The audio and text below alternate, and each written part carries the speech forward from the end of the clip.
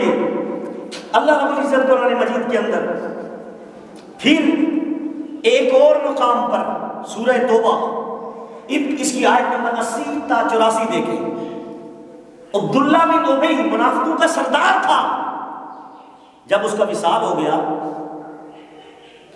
تو اللہ رب العزت نے قرآن میں آیت نازل فرمائی. سورہ توبہ 11-12 آیت نمبر 80.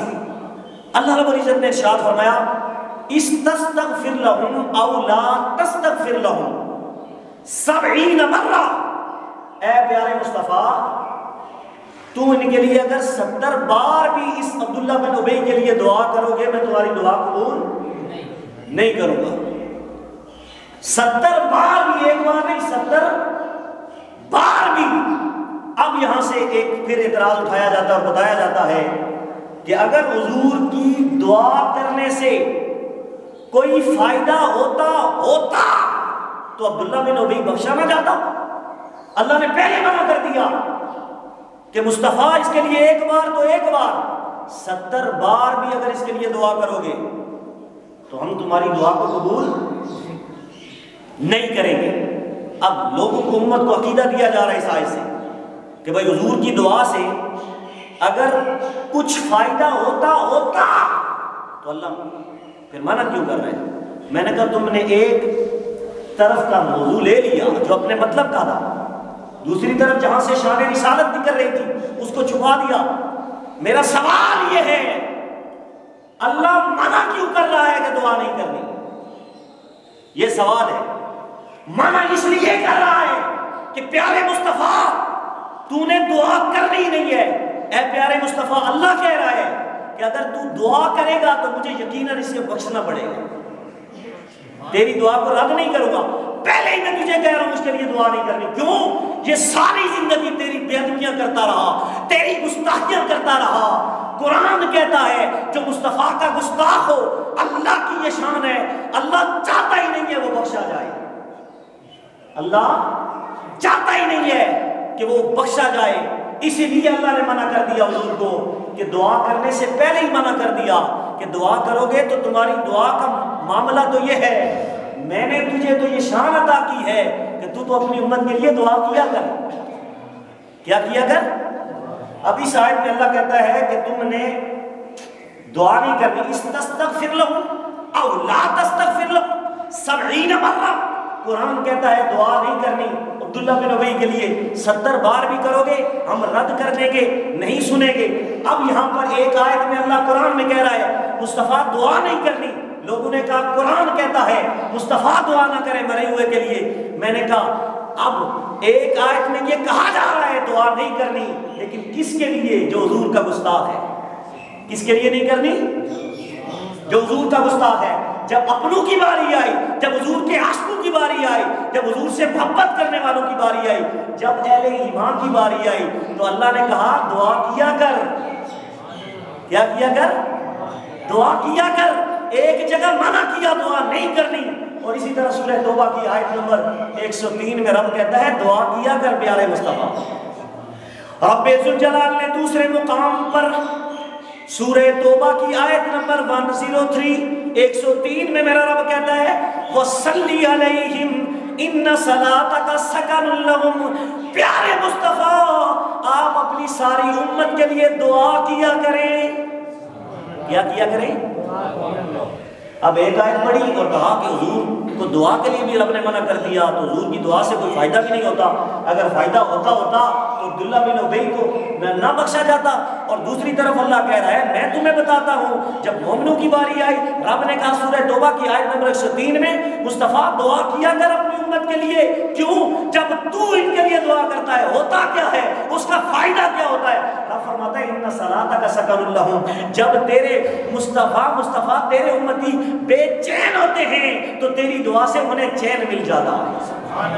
بے چین ہوتے ہیں انہیں قرار مل جاتا ہے. ان کا دل تطمئن القلوب کے درجے میں پہنچ جاتا ہے. جب تو دعا کرتا ہے جہنمی ہوتے ہیں جنتی بن جاتے ہیں، غریب ہوتے ہیں امیر بن جاتے ہیں، فقیر ہوتے ہیں غنی بن جاتے ہیں. مصطفیٰ وصلی علیہم ان صلاتک سکن لہم.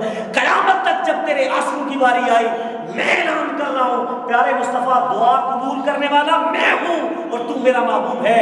جتنے بھی تیرے مصطفیٰ غلام ہیں جو تجھ سے پیار کرنے والے ہیں وصلی علیہم ان صلاتک سکن لہم، قیامت تک دعا کرنا تیرا کام ہے، عطا کرنا ہمارا کام ہے.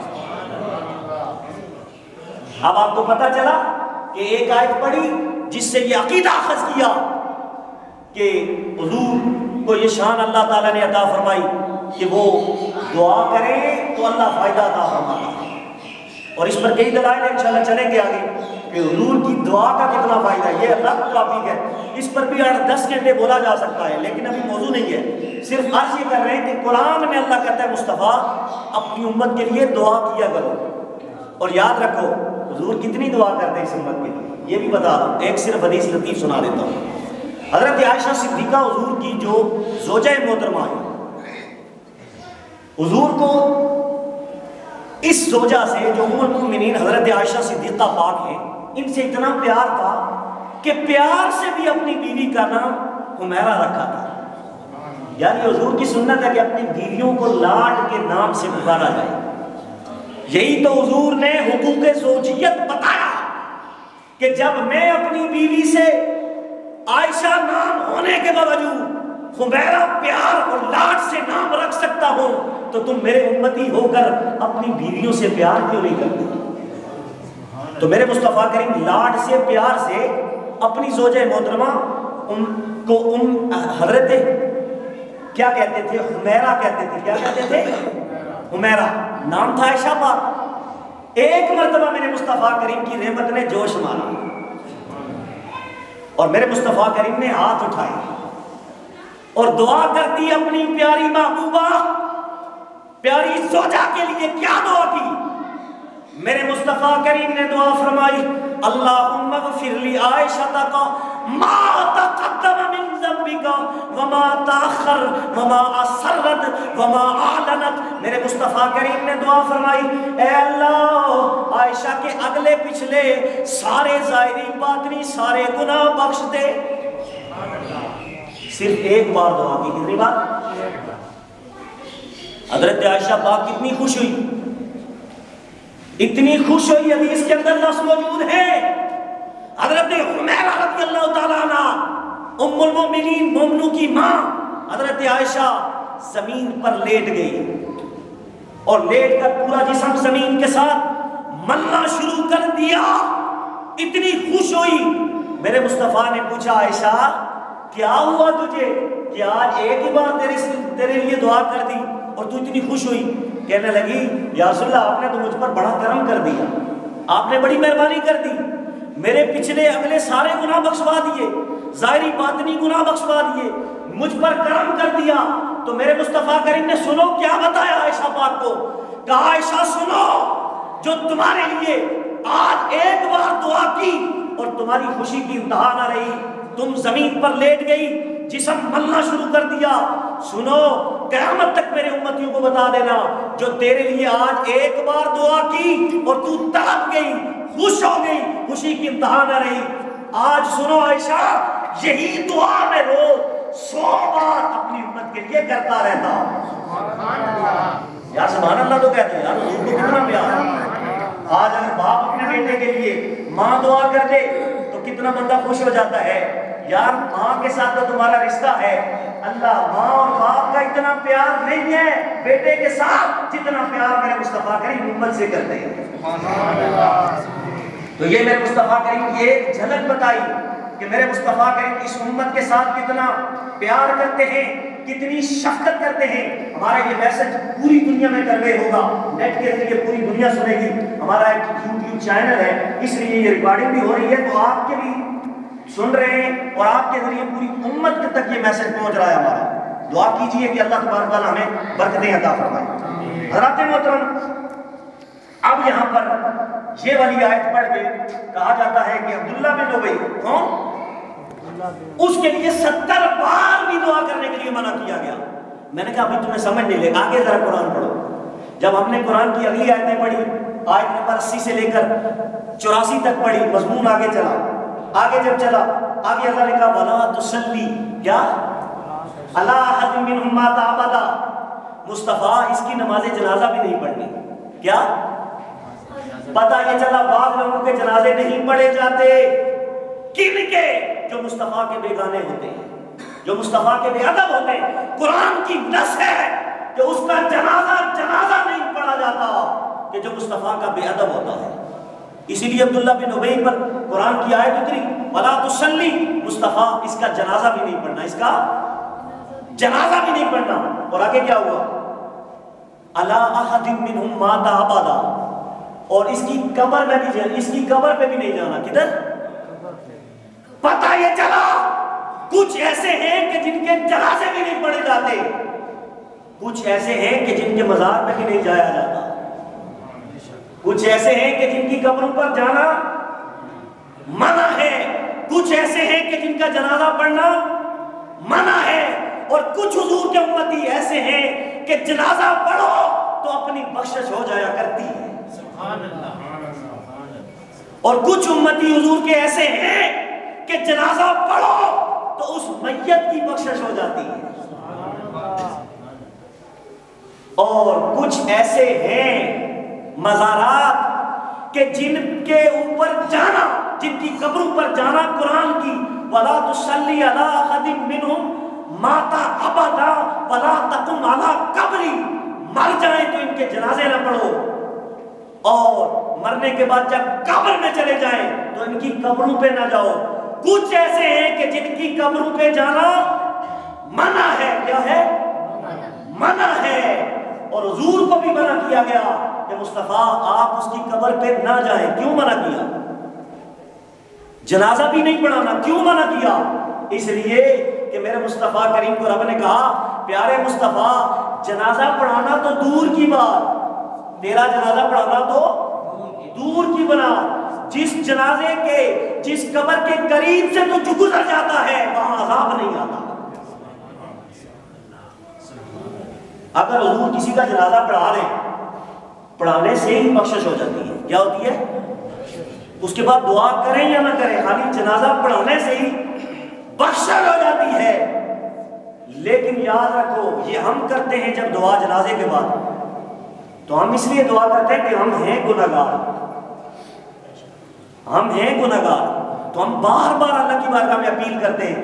جنازے سے پہلے بھی کرتے ہیں, جنازے کے بعد بھی کرتے ہیں, جنازے کے اندر بھی کرتے ہیں, بعد میں کر کے بتاتے ہیں مولا یہ تیرا نیک بندہ ہے. لیکن مصطفیٰ کا جنازے کے بعد دعا کرنا ثابت تو ہے کہ کی, ثابت تو ہے کہ کی, لیکن اگر نہ کرنا بھی ثابت ہو جائے تو مجھے بتایا جائے وہ کون سا جنازہ ہے کہ جس کا حضور نے جنازہ پڑھایا اور اس کی بخشش نہ ہوئی ہو, اس کی بخشش نہ ہوئی ہو. تو اس لیے یہ ہمارے لیے تھا کہ آپ کیا کریں, جنازہ بھی پڑھیں, اس کے لیے دعا بھی کریں. اور قیامت تک یہ نظام حقوق العباد میں شامل کر دیا گیا کہ حضور کا جنازہ امت پڑھے اور اس کے بعد قیامت تک اس کے لیے دعاؤں کا اہتمام کرتی رہے. حضرات محترم آگے چلیے, اب یہاں پر نقطہ دیتا چلوں. حضور نے کہا اس کی قبر پہ تو نے قدم نہیں رکھنے. کس کی؟ عبداللہ بن ابی کی قبر پر تو نے قدم نہیں رکھنے. اب منع کیوں کیا؟ میرے مصطفیٰ کریم کو رب نے منع کیا کیوں کیا؟ اس لیے کہ قرآن کہتا ہے ما کان اللہ لیعذبہم وانت فیہم رسولا, محبوب جہاں تو چلا جاتا ہے وہاں عذاب نہیں آ سکتا. کہیں تو اس گستاخ بے ادب عبداللہ بن ابی منافق کی, جو منافقوں کا سردار تھا, اس کی قبر پہ چلا گیا تو عذاب تو منتظر ہے پہلے سے. جب تو چلا جائے گا عذاب بھی چلا جائے گا. تو اس لیے میں نے گستاخ کو ٹھکانے لگانا ہے اور اس کو سزا بھی تو دینی ہے. اس لیے میرے مصطفیٰ کریم کو منع کر دیا گیا. تو منع کہاں کیا جاتا ہے؟ جہاں پتہ ہو کہ اس کا کوئی فائدہ ہوگا. حضور کو رب نے جو منع کیا قبر پہ نہ جاؤ, اس کا جنازہ نہ پڑھو, اس کے لیے 70 بار بھی دعا کرو تو ہم قبول نہیں کریں گے. تو منع کرنا اس بات کی دلالت کرتا ہے کہ میرے مصطفیٰ کریم کے دعا کرنے کا بھی فائدہ ہے, جنازہ پڑھنے کا بھی فائدہ ہے, قبر پہ کھڑے ہونے کا بھی فائدہ ہے. تو قرآن کہتا ہے ان قبروں پہ نہ جاؤ, ان کا جنازہ نہ پڑھو, ان کے لیے دعا نہ کرو جو مصطفیٰ کے غدار ہیں. اور جو مصطفیٰ کے وفادار ہیں ان کے بارے میں تو قرآن کہتا ہے الہاکم التکاثر، قرآن کہتا ہے حتی زرتم المقابر، اوے دنیا کی لالچ نے، مال کے ہرس نے تمہیں اس فتنے میں ڈال دیا، ہلاک کر دیا ہے، حتی زرتم المقابر، یہاں تک کہ تم مزاروں کی زیارت نہ کرو۔ تو قرآن تو کہتا ہے زیارت کیا کرو، کیا کیا کرو؟ تو پتہ یہ چلا قرآن کہتا ہے زیارت کیا کرو، قبروں پہ جایا کرو، اور دوسری آیت قرآن کی کہتی ہے قبروں پہ نہ جاؤ، تو نتیجہ کیا اخذ ہوگا؟ ان قبروں پہ نہ جاؤ کہ جو گستاخ رسول ہیں، جو حضور کے وفا والے نہیں ہیں، اور ان قبروں پر جاؤ جو حضور کے عاشق ہیں، جو ولی ہیں، جو ساری زندگی اللہ اللہ کا نام لینے والے۔ داتا صاحب کی قبر پہ چلے جاؤ، اور جتنے بھی اولیاء اللہ کے مزار ہیں ان کی قبر پہ جاؤ۔ انشاءاللہ ہمارا ٹاپک مزارات اولیاء اور شان اولیاء سے بھی چلے گا۔ نیکسٹ ہماری تیسری قسط بھی اختیارات مصطفیٰ اور اولیاء کے حوالے سے اگلا جمعہ اللہ تعالیٰ نے زندگی کا ساتھ دیا تو انشاءاللہ آپ کے سامنے پیش کریں گے۔ اللہ رب العزت ہم سب کی حاضری کو اپنی بارگاہ میں شرف قبولیت عطا فرمائے۔ وآخر دعوانا الحمدللہ رب العالمین۔